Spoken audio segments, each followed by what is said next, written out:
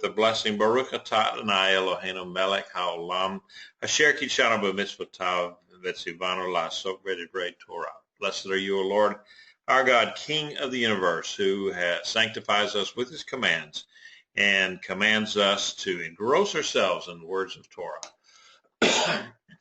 Okay, tonight we're going to be looking, like I said, at chapter 8 in Daniel, and I'm going to go ahead and read through.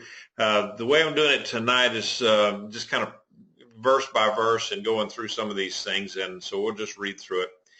In the third year of the reign of King Belshazzar, a vision appeared to me, Daniel, after the one that had appeared to me earlier. In the vision, I saw myself in the citadel of Shushan, which is in the province of Elam. In the vision, I saw that I was beside the Ulai canal. I lifted up my eyes and looked up, and behold, a ram with 2 horns was standing in front of the canal. The 2 horns were long, but one was longer than the other, but the longer one grew up last. I saw the ram charging toward the west and north and south. No animal could stand against him. None could deliver him from his hand. So he did as he pleased and magnified himself. So, okay, now this vision occurred 2 years after the last vision. If you remember the last vision with the 4 fearsome beasts there, that was in the first year of King Belshazzar, and then this one in the 3rd year. So a couple of years later, he sees this vision, and it says that I saw myself in the citadel of Shushan. Now, Shushan is was one of the capitals, and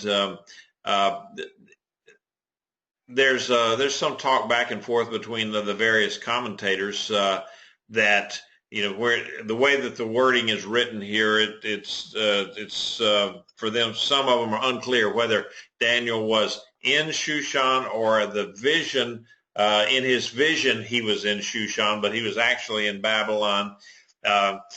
As far as the vision goes, and the interpretations and so forth, it really doesn't matter one way or the other how that was, but you know, it was just kind of a toss-up between the various commentaries that I've read as to which ones say he was in Shushan. Even in the Jewish writings, you know, where you talk going back to the sages that wrote about this, even a couple of thousand years ago. Some of them said, "Oh yeah, he was in Shushan," and other ones said, "No, he was in Babylon." That the vision had him put him there. So it really, at the end of the day, it doesn't matter. Said I had lifted up my eyes and saw a ram, and one of them had a larger horn, and then it had 2 horns, and one of them was larger. The larger one kind of grew up last. So I think the common interpretation, of course, on this, and it actually says it later on in the chapter, was that the ram was the Medo-Persian Empire, that basically he came into power. Darius and Cyrus came into power, and they were so powerful that no one could actually stand up against them or do anything about it. They just rolled over anybody and everybody that they decided that they were going to conquer. And so he just, when it's talking about the ram putting out, you know, he's butting toward the north and the east and the south and west. And so he took over everything. And this would, you know, it corresponds back to the torso and the arms of Nebuchadnezzar's statue dream, if you remember that there was of course, the head of gold was Nebuchadnezzar and the Babylonian Empire. And then later on, he was defeated by Darius and Cyrus. the torso and the arms of this were silver, and then we see that then another the vision that Daniel had previously in the first year of Belshazzar's reign, that the Medo-Persian Empire was shown as a bear. So there's various interpretations, various representations of the Medo-Persian Empire, first as the torso and the arms, and then the bear, and then now it's showing him in a different light as a ram. So we'll go on. While I was contemplating this, behold, a male goat came from the west, crossing the face of the whole earth without touching the ground. Now the goat had a conspicuous horn between his eyes, and he came up to the two-horned ram that I'd been standing beside that I had seen standing beside the canal, and charged it with raging strength. I saw him attacking the ram furiously, striking the ram and shattering his two horns.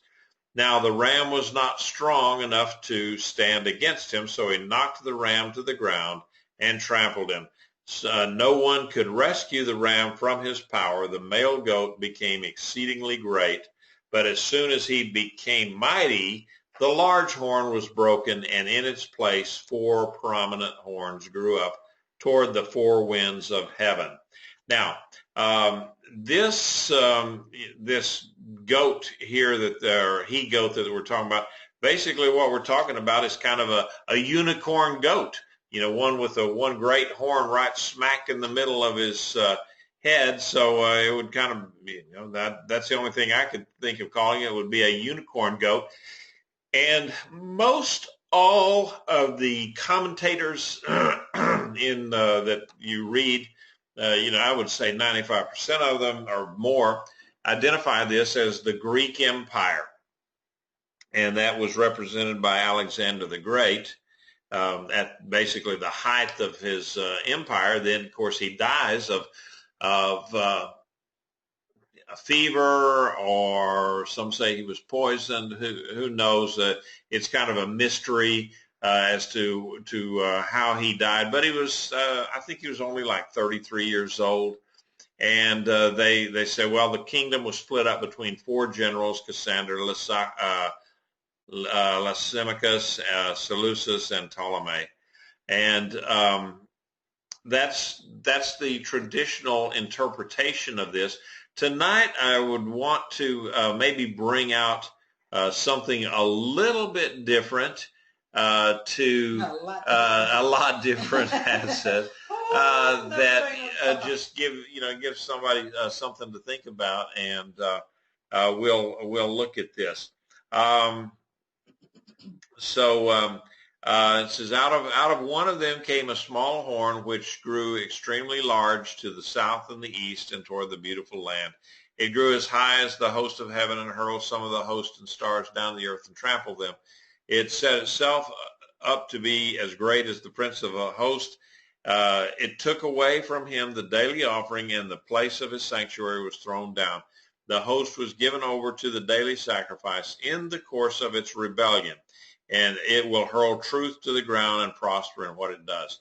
Okay, now, here's where we make a departure. In the traditional interpretation of this, and this goes back, a couple of thousand years, all the Hebrew, the Jewish sages of the time, and writing, from right afterwards to right up till now, they said, well, that small horn was Antiochus Epiphanes, and he was one of the people that came out of the Seleucid Empire, and when it talks about the host of heaven and the stars, that refers to the Jews and their leaders, and that they're talking about that would be the second temple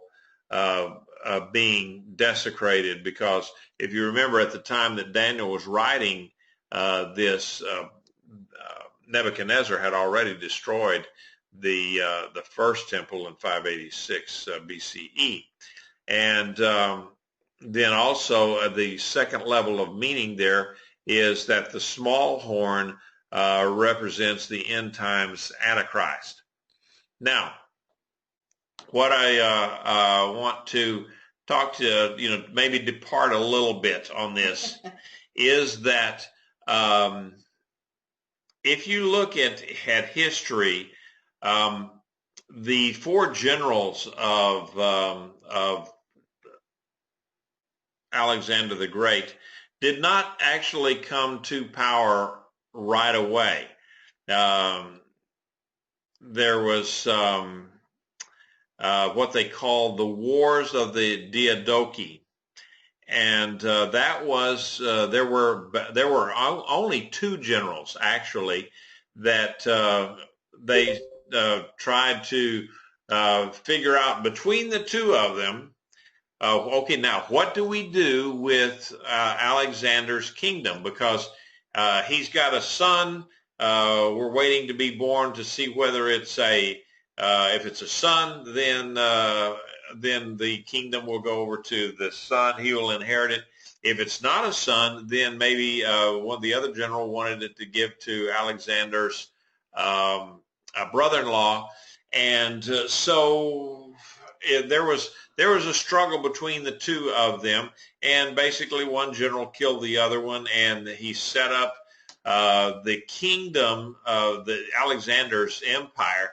He set it up into 22, 23 territories or satraps or something like that. So from the time that Alexander died until the time that these other four generals kind of came into prominence was maybe 25, 30 years. And so you can see here, this red here in this picture that I've got, that was Alexander's his kingdom, the extent of his empire. And you can see then that it extends all the way over to the east, to India, in fact. And then some of it goes to the west and the north up into Asia Minor, Greece, Macedonia, and up around the Black Sea. So this was Alexander's kingdom. Well, then it's kind of broken up, and we see some of these again. You see the yellow here is Alexander's. The Seleucid kingdom here. This came to be known as the Seleucid kingdom, and that is by far the largest part of what was left of the empire of Alexander the Great. Now, this map that I got here, you will look and you will see that the names in it are German, but that's okay. But down here, this area here in the blue, that would have been Ptolemy, and you can see here if you go right around this area here, he's got some areas, and then he's got some up over here. But the lion's share of this was Seleucid, and then there were the other guys, Lysicamus and Cassander. Cassander was over here mostly in Greece and in the area of Macedonia. So that's why I say that let's look at this idea of the four kings or the four kingdoms, and then the one horn coming out of that, as maybe it wasn't Antiochus Epiphanes that where the one horn came out of it. And here's some of the reasoning behind that. Let me get back to my pointer. All right. In Daniel 13 and 14 says, Then I heard a holy one speaking, and another holy one said to the one who was speaking, How long will the vision last? The daily sacrifice be forsaken because of rebellion, the sanctuary be surrendered, and the host be trampled? Then he said to me, For 2,300 evenings and mornings, then the sanctuary will be vindicated. Now, this has caused all sorts of really, really interesting comments from all sorts of people. And this 2,300 evenings and mornings, some people said, well, in keeping with Bible prophecies and so forth, that when it's talking about days, 2,300 days, it could mean 2,300 years. And there was a fairly famous group back in the 1800s, a Baptist pastor by the name of Miller, who calculated this all out. And he says, well, what this means is at the end of times and so forth will be 1844. Well, of course, when that didn't happen, then Miller was largely discredited. And other people came up and came up with apologetics and answers for that. Said, well, it meant that it wasn't that Jesus or Yeshua came to earth, and it just said that he moved into the heavenly tabernacle and is there as our mediator. And from that theory then came the Adventist group, and I think Adventist and some of the others, Jehovah's Witnesses. There's several other groups that came out of that, and so that's where they really relied on this 2,300 years. They call it years, whereas the Bible actually says evenings and mornings. Now let's look at maybe the evenings and mornings there. If you look at 2,300 days, that's about 7 years. Okay. Now, if you say, okay, look at evenings and mornings. What did in the beginning in Genesis, Bereshit talked about the day begins in the evening, and then later on with the Mosaic covenant and the sacrifices that were set up in the temple. There were sacrifices given both in the evening. There was an evening sacrifice, and then there was a morning sacrifice. And sometimes it's hard for us to, in our Western mindset, because we think of daylight days as beginning when the sun comes up. That's the day. The day begins. And so then we go all throughout the day, and then we come to the nighttime, and then we're in nighttime until the next day. But, that's not God's way of doing things. To go from light into darkness, from the warmth into the cold, and no, God doesn't really work that way, I don't think. He starts in the evening, and that's the beginning. And then as the day progresses, then you come to light. So you're coming from darkness and into the light. And that's a little aside. So in God's economy of time, that you don't start with the good and end with the bad. You start out with less than the good, and then you end up with the real good, the day. And that's the way we should be looking at God's timing. But it was an evening and a morning. They had an evening sacrifice and a morning sacrifice every day. And so if you take that literally as to what it means here, the 2,300 evenings and mornings, then that would equate, that would cut that into half. So instead of 7 years, it would be 3.5 years. And so interpreters have said, well, that's from the time that Antiochus started persecuting the Jews until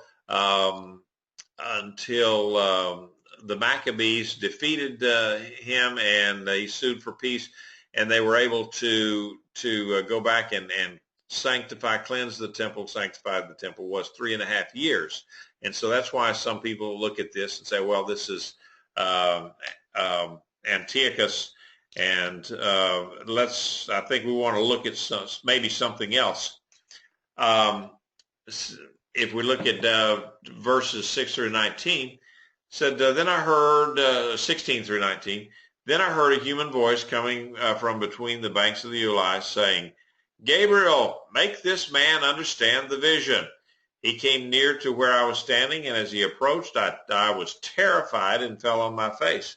But he said to me, Son of man, understand that the vision pertains to the time of the end. And I've highlighted that there.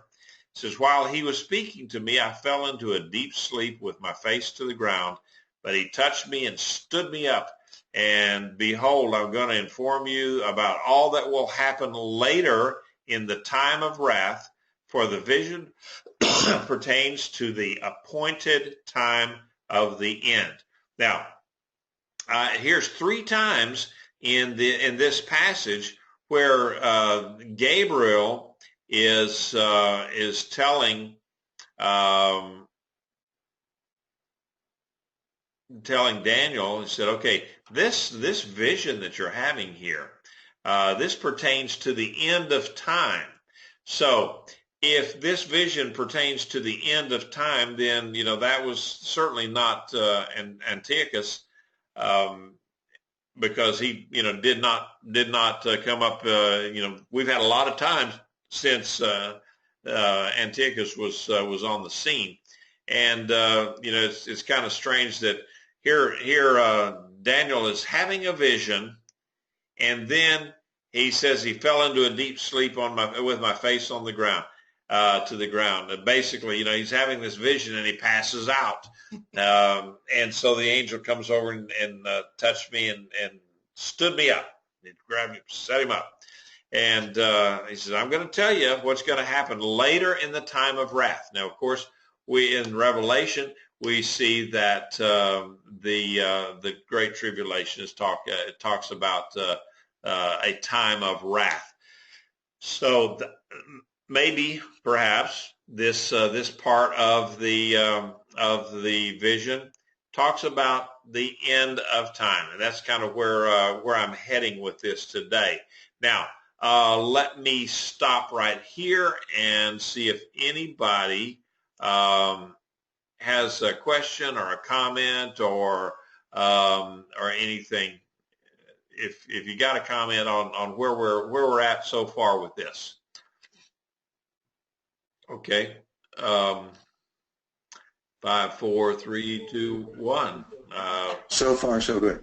Okay. All right. Now, I did, one of the commentaries I read on this, Steve, said that the small horn was Islam. We're gonna okay. Hang on to that. Hang on to that one, Alan. Because that's my contention is that that Islam is going to be the Antichrist. Something coming out of Islam will be the Antichrist, and I think that well, there's a lot of people that are Antichrist, but yeah, it is, and. Let me go ahead and we'll talk a little bit more about why I don't think it's Antiochus that we're talking about here. So let me go ahead and get on. Did you have anything else to say on that, Alan? No. Okay. All right, good. And we'll get we'll keep on going. In 20 to 23, the ram that you saw with the 2 horns stands for the kings of Media and Persia. The buck, the male goat, is the king of Greece, and the large horn between his eyes is the first king. The 4 kings that replaced the one that was broken represent 4 kingdoms that will arise from this nation, though not with its power. Now, toward the end of their reign, when the measure of transgression is completed, a stern-faced king, a master of intrigue, will arise. Now, the reason that I don't think that this is referring specifically to Antiochus, is because look what the thing says. Now, toward the end of their reign. Now, if this was if what we're talking about here was the Seleucid Empire that grew out of Alexander's kingdom, that toward the end of his reign, look where Antiochus' reign was in the Seleucid Empire. There was 130 years and 7 kings before Antiochus came to power. And then there were 100 years and 22 kings later. So they changed kings about every 4 years, 5 years, something like that. So they did not have long-term, any longevity as being a king of the Seleucid Empire. So basically, kind of what we see here is that Antiochus' reign was, pretty much right in the middle of the Seleucid Empire. So that would go against what the Bible is saying, that at the end of this fourth kingdom. So even going back to the idea that these 4 kings came out, or 4 generals came out of Alexander, it took years for that to actually coalesce into the 4, and even that was not seamless, and it wasn't something that you could say that was absolute, because it was kind of a fluid situation, and the four generals, they had spheres of influence, but it was changing. Then there were some other generals out there, other people. So that's why I'm going away from the idea that we're talking about the Seleucid Empire here, and I think it's more of a futuristic point of view. And it says his power will be mighty, but it will not be by his strength alone.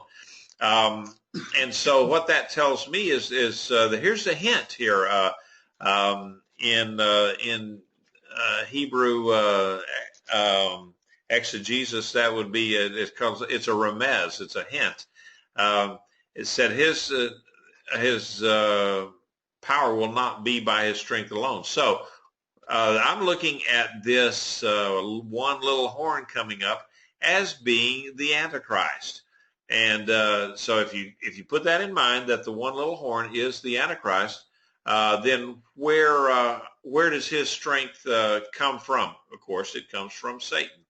And he will cause extraordinary devastation and succeed in whatever he does. He will destroy both the powerful and the holy people. And this is, if we go back to earlier in the verses here in the chapter where they're talking about he will destroy the hosts and the stars. Well, it's kind of a leap to be calling the Jewish people the host of heaven and the stars, because normally when they're talking about the stars, that's talking about angels. Several places the angels are referred to as stars, and so certainly Antiochus could not have done that sort of thing, and he didn't do that sort of thing. And it says, by his cunning, he will cause deceit to prosper under his hand, and he will consider himself superior. Now, there again, Antiochus renamed himself Epiphanes, meaning, he considered himself a god, and he did destroy a lot of people and so forth. But if we take this in a futuristic point of view and not as a historical point of view, then we can see that maybe these are things that are coming to pass, and I'll give you some ideas as to what this could be here in just a minute. It says he will stand up against the Prince of Princes. Now, who else could be the Prince of Princes other than Yeshua HaMashiach, Jesus the Messiah?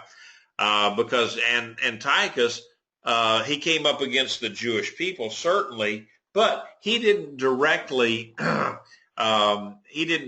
war against the Son of God. And again, it says going on here, it says, yet he will be broken, but not by human hands.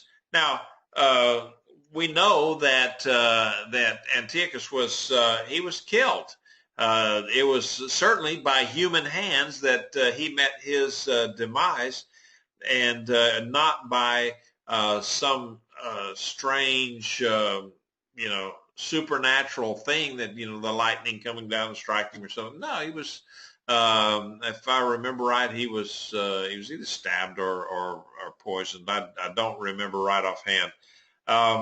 But so this, to me, what we're talking about here, this little horn, the whole idea of it is that there will be, I think, some kind of, there will be a future event or a future scenario that where you got the one main horn coming up and then it's broken, and so that leader, whoever that may be, then his kingdoms will be put out into four, and then the Antichrist will be coming out of that. So I wanted to look back in verse 21, and if we go back to where 21. Let's see if I've got that. Yeah. In verse 21 here says, the buck, the male goat, is the king of Greece. Now this word here, Greece, is in Hebrew, Yavan. And here I've spelled it out for you. So it can mean Greece, or it also in other places in Hebrew meant that whole area of northwestern Turkey and all the way up into Asia Minor and into Greece, Macedonia. That whole area was considered Yavan, and so that would include Turkey for today. Now the kingdom of the Medes and the Persians. Basically, that is where Iran is today. Now, you may say, well, if we're using these words, the Medes and the Persians, and you can't jump back and forth between these ancient terms and where we are today. Well, look at some of the prophecies where they're talking about Gog and Magog and these names that were describing tribes back during that time. And so we know that in today's world there are no countries called Gog and Magog and so on, but they are areas that we've identified that are, they refer to these areas. So what I'm thinking about here is that perhaps what we're going to see here is that Turkey is going to become very, very much more powerful as time goes on, but just by nature of their geography. Look at where they're standing. They are on both sides of the Dardanelles, where the Black Sea. It's just an area. Turkey is an area where they've historically has been very strong. You look at the Ottoman Empire was headquartered there in Istanbul. So that falls into prophecies in Daniel also, where said that the beast that was slain, and then came back, was resurrected, well, that could mean then the Islamic Empire, because you remember the Ottoman Empire was it's Muslim. It was a Muslim empire, and it was really the only power that had ever subdued the entire Middle East and kept it. I mean, it was for 1,000 years that the Ottoman Empire ruled over the Middle East and held sway there. None of the Western powers, Rome or Greece or whomever, never were able to hold and really, really concentrate their power over the Middle East, Lebanon, Jordan, Syria, Israel area. But the Ottoman Empire did. And then yet in 1918, at the end of World War I, they were defeated, and it looked like, and it was separated up into, all sorts of, it was partitioned. It just divided all the way up helter-skelter by people who had absolutely no idea about the culture of that region. And so, the Shia and the Sunni and the Kurds and the various types of language groups, between Farsi and Arabic and all of those kind of things. They had no clue, or they just didn't care when they separated all that stuff out.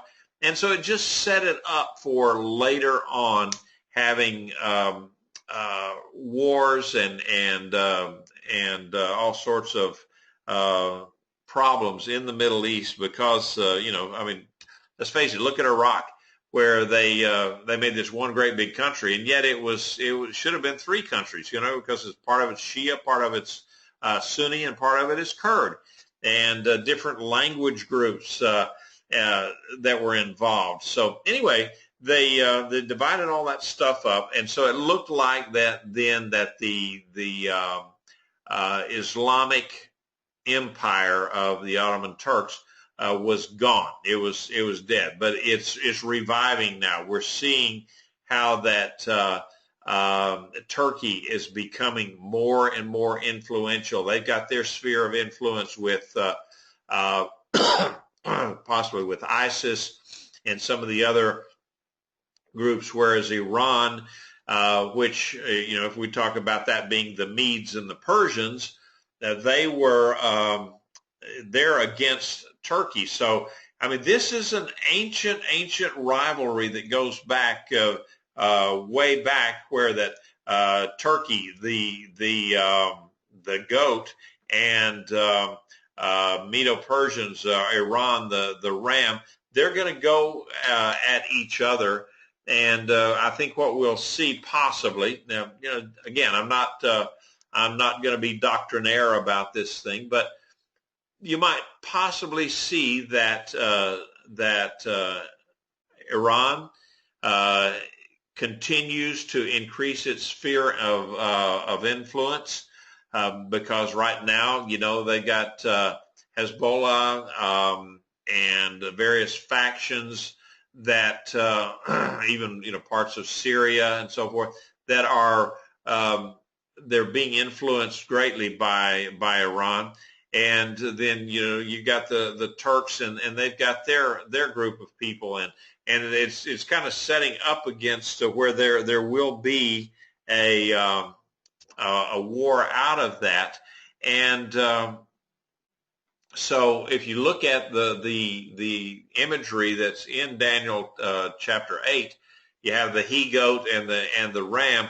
There's coming a battle between those two factions of Islam one of these days, and out of that then will be a great leader I believe, from the maybe the Turkish or the Western side of the Islam, and he will defeat the Iranian side, the Persian side, and from that then you'll have the four other horns And then from that, then you will have the Antichrist come out of there. So it's my belief that when we talk about Antichrist, we're talking about coming out of a faction of Islam, and not out of, I've heard it, all sorts of things, where the biggie, of course, is that the Antichrist is going to be the Pope and the Catholics and so forth. So I totally reject that. If you read the Left Behind series, I think their Antichrist, and I can't think of the guy's name right offhand because it's been too many years since I read the series, but Nikolai, I guess, was the guy's name. He was like Romanian, and so that just doesn't quite compute, I think. So anyway, that's kind of where I'm at with chapter 8 tonight, and how that kind of plays out. It's a different point of view, and I do have to tag Joel Richardson with this, because that's kind of where I had read some of this this kind of a theory, and there's others out there that also speak of it too. But he's the one that kind of puts it together for me. So I use a lot of his material in there. So all right, now I'm going to go ahead and that's it for me. That's all I have for tonight. And so I'm going to open this up. If